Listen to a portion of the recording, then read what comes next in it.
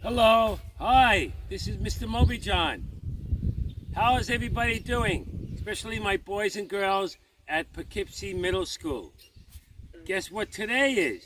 Today we're going to look at the Chinese mystery snail, also referred to as a Chinese trapdoor snail.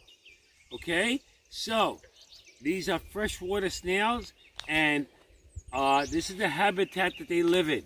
So view this pond. This is a pond where we find Chinese mystery snails. And what we're going to do is we're going to collect some. Okay? So here I go. I got my bucket and I got my net. I could use my bare hands, so I may just pick them out of the pond. They're that easy. So I got to take my shoes off, and I have to remove my Nordic helmet. So here we go. Now,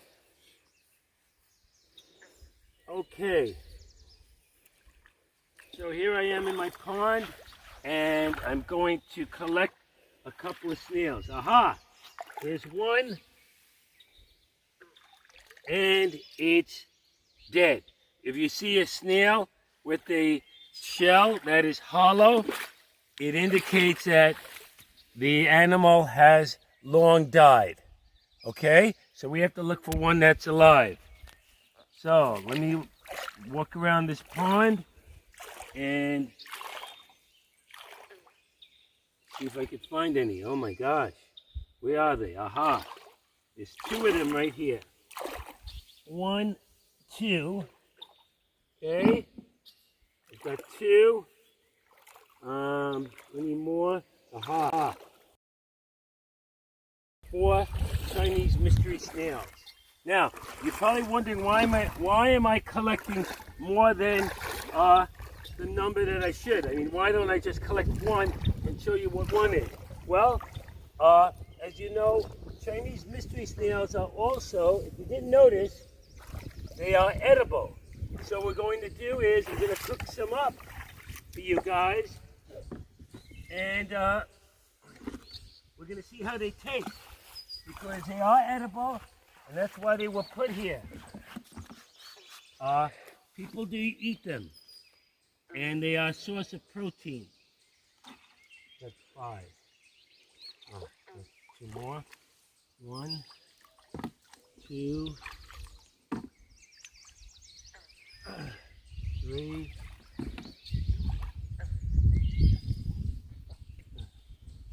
4, 5, 6. As you can see, I'm not using my net to collect them. Okay, put a little water, and okay, I've collected my Chinese mystery snails, and I'm going to show you why they call it a Chinese mystery snail. Well, first of all, obviously a Chinese mystery snail came from Asia, and most probably China. It was brought over to the Americas by the pet trade, and also by people that were interested in using it as a source of food. Because, as I said, these snails are very large, and they have this trap door, this covering that many snails lack. This covering is called the Operculum, and it's a special cover that seals the snail, sort of like a spaceship door. And it can survive out of land for many days in dry periods, and it's a adaptation for survival.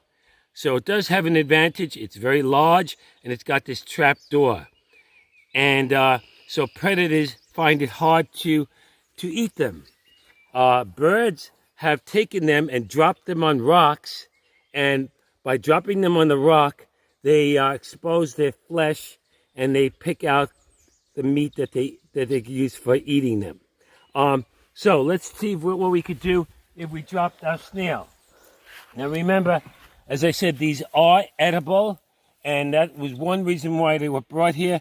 They are also very prolific, and they have not been proven. They have not been proven to disrupt the environment. They are an invasive species. They're found in many states now, but they don't disrupt the environment as they do, as other species might do, as other organisms might do. Okay, so I'm going to drop this, and we're going to see what happens, how we could see. We're going to try to observe the flesh of the snail. Now, the snail is a mollusk. It comes from the phylum, I think it's the phylum, Mollusca, and that is a soft-bodied animal. Soft-bodied animal with a protective covering called a shell. Okay, so clams are also mollusks. Okay, and also the squid is also a mollusk. They don't have much of a shell, but the Chinese mystery snail has a very large shell. So, okay, we dropped it, and as you can see, there are some cracks that show. So we're going to continue dropping it, and the bird is able to get at it. There you see some of the flesh coming out of the shell. To speed up this process of breaking it, we're going to get our piece of board and a piece of wood. Now, this is for the squeamish. This is not for the squeamish. So if you are kind of going, I can't see this, close your eyes, so I don't upset you that much, okay?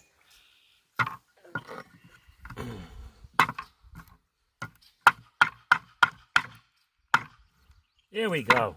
So here is our mystery snail, the innards of our mystery snail, and I did get a stick to open it up. So as you can see, very meaty, and it is high in protein. The mystery snail is very high in protein. So it is used as a source of food. Obviously, it's got to be cooked. Why? Because there are pathogens in that snail. The snail is a bottom feeder. What is it? What do I mean by bottom feeder? It eats all the material at the bottom of the pond, and that can include feces.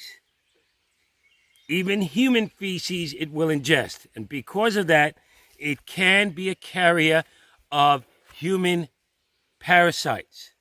And because of that, it's got to be prepared safely. It has to be cooked. It has to be cleaned. It has to be cleaned first and then cooked. Okay? So what I'm going to do is, I have several snails in this bucket. I'm not going to cook them today. What they have to do is, I have to rinse the snails out. So I'm doing this right now, rinsing them out. Add a little more water to them. Okay. Okay, now, we have to let it sit. Why do we have to let it sit? Because they have to clean themselves. In other words, I have to starve them for a couple of days so their guts are clean.